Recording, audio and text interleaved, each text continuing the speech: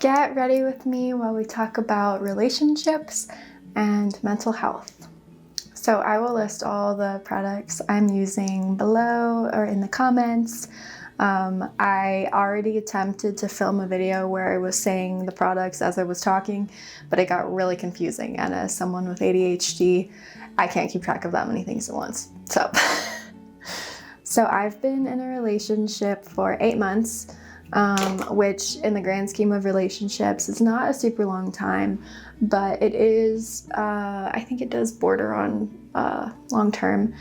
And I feel like it's also kind of just a long time for a college relationship. College relationships are like notoriously short term.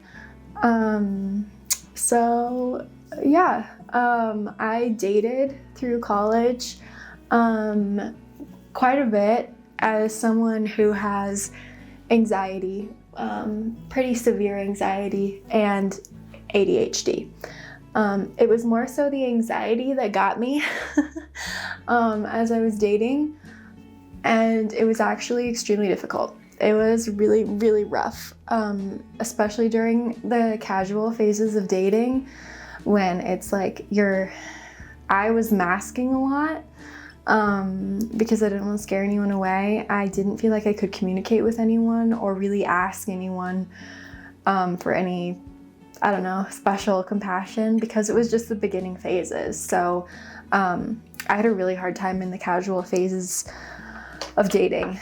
So I have a few pieces of advice for anyone who's dating or in a relationship living with anxiety. And it's just things I've learned by trial and error, a lot of error. My first piece of advice is if you want to be in a relationship living with anxiety, I think it's important to decide whether it's worth it. I think a lot of times living in your mind all the time can make you feel really isolated and lonely. And I think that the prospect of a relationship a lot of the time can be really appealing when you're living with anxiety, because it's like, oh, there's another person I can talk to, like a consistent person in my life who can comfort me and be there for me and help me through the tough times. And it's like a new person who maybe doesn't know me that well, who maybe hasn't seen the bad sides, and so they might be a little more compassionate towards me because they're new to this. And so I can understand how it can be really, really appealing. And so even when someone comes by or comes along who's like, may not be your person, maybe their relationship isn't actually what you need, maybe it's a toxic relationship. Sometimes when you're living in that state of mind, it can be really hard to see through the fog of all the fear and isolation, and any relationship can sound really, really appealing. So I think it's important when that opportunity comes along to really take a second and decide, is this person someone that I genuinely like, that I genuinely enjoy spending time with, who makes me happy, who I feel just a good fit with, who I feel good with, Is this relationship something that's going to add to my life rather than subtract from it?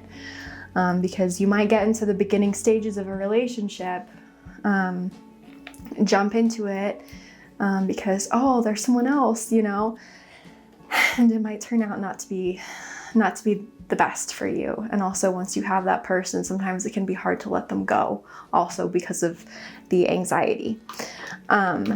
So I think that's important to keep in mind. Is this person going to be good for me? Is this relationship going to be good for me? Not necessarily right for me, because that's really hard to tell in the beginning stages. Is this going to be, the love of my life? But just for the time being, if you're on a mental health journey, trying to heal, will this person in this relationship fit into this part of my life in these ways that I'm trying to fix myself? Will they help me or will they hinder me in this process? And I don't think that's a selfish thing to do. And ideally, if they're a good and kind person, they would understand either way. So kind of along that vein, in figuring out whether a person is going to be a good person to be in a relationship with is I encourage anyone with anxiety to find someone who strives to understand you. Because I think it's almost impossible to find someone who will already understand you when they see you going through these hard things. But I think as long as they try, that is the best that you can hope for. Sometimes that's hard for people, but I think a lot of conflict can come from really just not necessarily not understanding, but like not caring to understand the other person or not trying to understand and just trying to get your point across. So as long as they're trying, and everyone is different, but that is what I would encourage. My next piece of advice is to, this can be really hard and I understand, but it's to take accountability for yourself and your own thoughts and your own part in your mental health. I think a lot of the time, especially in the beginning stages of dating, it can be really easy to kind of put your insecurities and your fears onto the other person and make them responsible for the way that you're feeling. And in part, this is valid. Like sometimes there are things they do, whether or not they know how you feel or whether or not they know if you're prone to anxiety, that can be really hurtful in the beginning stages or even once you're in a relationship. And I think everyone needs to be accountable for their own actions, but it's also important because people with anxiety, we have a tendency to make things up in our minds, and we have a tendency to fixate on the things that make us feel the best and the most important things in our lives, the things we love the most, and turn them against us. So anxiety kind of takes what we love the most and it can make it extremely painful sometimes.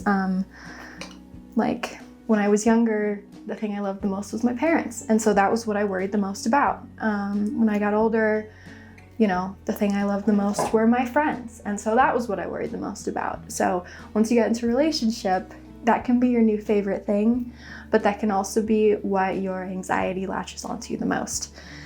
So I think it's important to just kind of check yourself continuously and understand, hey, is this coming from me?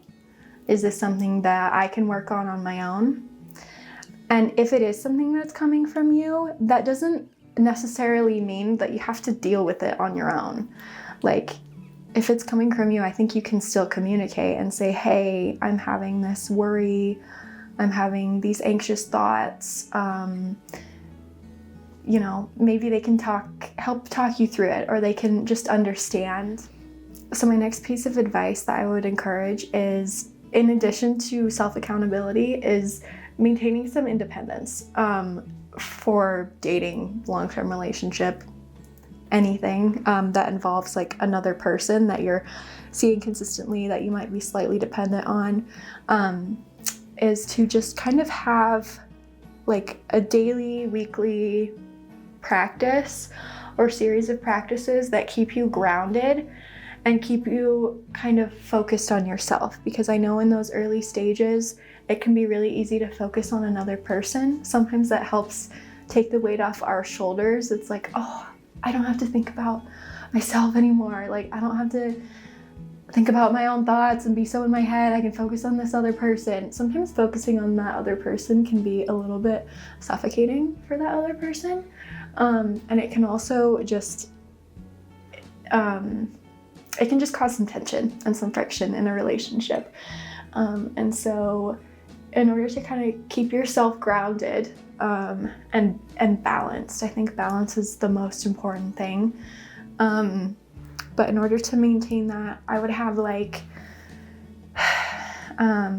for example, I try not to spend more than 2 nights in a row with my boyfriend, because at some point, like, I need to get back to my own sleep schedule. My sleep schedule tends to change when I'm with him. I go to bed later. My eating habits are different. Sometimes I forget to take my supplements, or like I forget to take my makeup off, and I just feel a little bit frazzled when I get home. And the longer I'm there, the longer I tend to forget kind of my own habits. And So part of that is that I try to maintain those habits when I'm with him. I have like, okay, well, you know, you can keep watching your movies, but I'm gonna go to bed. Like, and that's hard. FOMO is really hard with anxiety. But I kind of had to weigh like, yes, I love spending time with him, but I also need to do what's best for myself so that like the next time we hang out, I can be the best version of myself. And when I get back home and I'm by myself, I can still feel like myself, even though I'm not with him, and I can still feel good and feel happy. So having that balance, having those practices like daily supplement, daily bedtime, a little bit of meditation, little exercise that you can incorporate even when you're with them can kind of help keep you, I keep saying grounded, but that's the best way I can word it. So I know I've been touching on this like kind of periodically, but I really do think communication is one of the best things you can strive for if you're someone who struggles with anxiety. And that honestly kind of goes for every aspect of life, but I will touch on it here in the realm of relationships. And really, everyone does say this, but it is true. If someone doesn't know how you're feeling and what you're thinking, they can't do anything about it. Like, no one is a mind reader. And I know that anxiety can cause like a lot of different types of survival reactions when you're having those thoughts. But in order to take the burden off of your own mind, sometimes it helps to share it with another person. And even just so they know like what's going on. Because they might not be able to help you. It might be a self thing. It might be something that has nothing to do with them. But they also might be able to help you.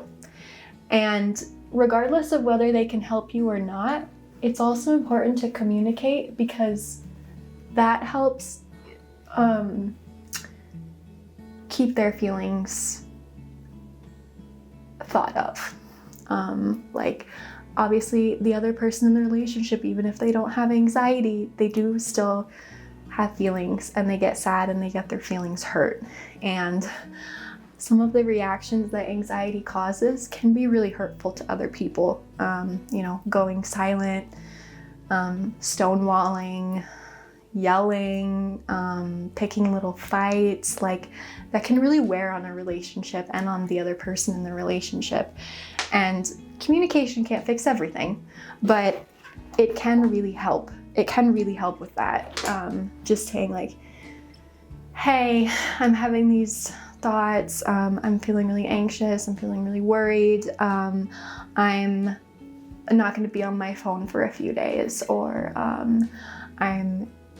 I'm feeling really reactive right now, I think maybe I need to take a step back. That can really help, instead of just like ghosting boyfriend, girlfriend, significant other for a few days, and they're wondering, oh, what did I do? It helps them understand it's nothing they did, it's something you're dealing with on your own. And that might also prompt them to reach out or try to help you a little bit more once you communicate. It's just kind of maintaining their feelings too. I think a lot of the things I've mentioned are kind of like relationship-esque. And honestly, the times that I've dated casually, it didn't go very far because my anxiety was so bad that I think I kind of drove people away. And I think it's important to understand that that's okay. And I don't know if I want to say the right person will like put up with it, because sometimes that's not necessarily true. Sometimes there is still work you have to do. Even if you find the right person, that doesn't mean that the relationship is perfect as it's going to be, and that there isn't room for improvement. I think sometimes it takes the right person or a good person to help us see that in ourselves, see the things that we can improve upon and the ways that we can heal a little bit. Because sometimes it's really hard to recognize our own behavior and our own patterns until we have someone else mirroring it or pointing that out in us. there were a lot of things that I didn't recognize that I was doing. Some toxic behaviors and cycles that I was perpetuating that I blamed on the dating process and that I blamed on the men that I was seeing. And when I became serious with my boyfriend, I realized, oh, like, this isn't sustainable, what I'm doing. No person would be able to put up with this or not be hurt by this long term. And what I was doing was hurtful. And it took some trial and error to really figure that out. And I realized the things that I was doing in the dating field, I was mirroring in other parts of my life. It's usually not isolated. So if there are patterns you're seeing, I think that it can be helpful to look inward. I know that that's painful and it's hard, and it's easier to kind of pin the way we're feeling on other people, but that also puts that responsibility on them. And like, wouldn't you rather be accountable for your own happiness? Like, that is such an achievement. And personally, I would rather be proud of myself for maintaining my own happiness than putting that in someone else's control and allowing them to dictate the way that I feel and the way that I think. But yeah, honestly, if you're dating with anxiety, my heart goes out to you. I know how difficult and how frustrating and how lonely it can feel. So you're not alone at all. So many people deal with it all the time. But yeah, like I try to say, for everything related to mental health, self-compassion is the first thing. And once you're able to kind of master that and feel that and start that as a standard for yourself, everything else will radiate outward, and a lot of things will become easier and they won't hurt as much, and you'll get a little bit of a thicker skin. So yeah, I feel like this is the best makeup I've done in a while. I kind of did the makeup that I usually do every day, but for some reason it just like hits different today. I don't know why. Yeah, I always finish with like lip balm because sometimes lip products can really dry my lips out, so I try to do something that's like nourishing. So yeah, take my clips out. That's the final step.